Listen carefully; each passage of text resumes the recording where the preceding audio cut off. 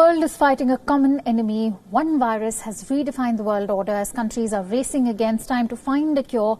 COVID-19 is the world's most wanted as of now. But in Afghanistan, terrorism continues to overshadow all other threats. Even at a time when COVID-19 is claiming lives in the country, Afghanistan is registering civilian deaths from terrorist attacks.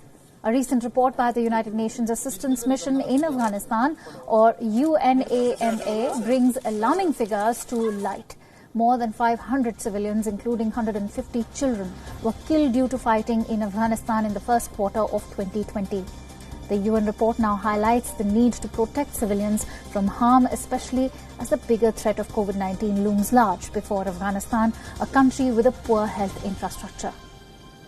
As of now, there are around 1,703 cases of COVID-19 with 57 reported deaths in Afghanistan. The UN report tracks the disturbing violence in the war-torn country at a time when it was predicted that the Afghan government and the Taliban would begin peace talks, but instead of prioritizing the protection of civilians from the deadly COVID-19, the country continues to grapple with a familiar enemy, and that is terrorism.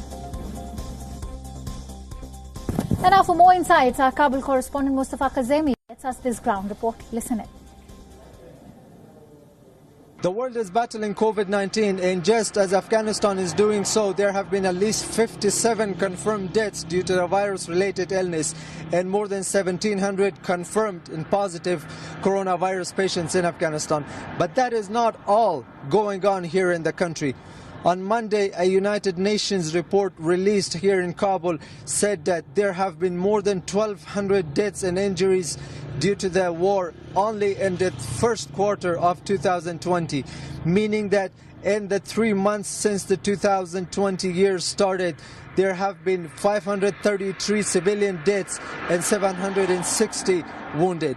The United Nations Assistance Mission in Afghanistan, or UNAMA, which released this report on Monday, further says that the insurgent and terrorist groups are responsible for 55% of these casualties. These groups include the Taliban, Daesh, and other groups. And also it says that 32% of these civilian casualties were caused by the pro-government forces, which includes the Afghan army, Afghan police, Afghan intelligence forces, as well as some of the NATO forces, which are counted as pro-government forces. The Afghan government and other parties involved have not yet commented on this, but only the Taliban reacted to the UN report, saying that the report is false and blamed the Afghan government for a majority part of these civilian casualties. This is Mustafa Kazemi for XYEN in Kabul. World is One.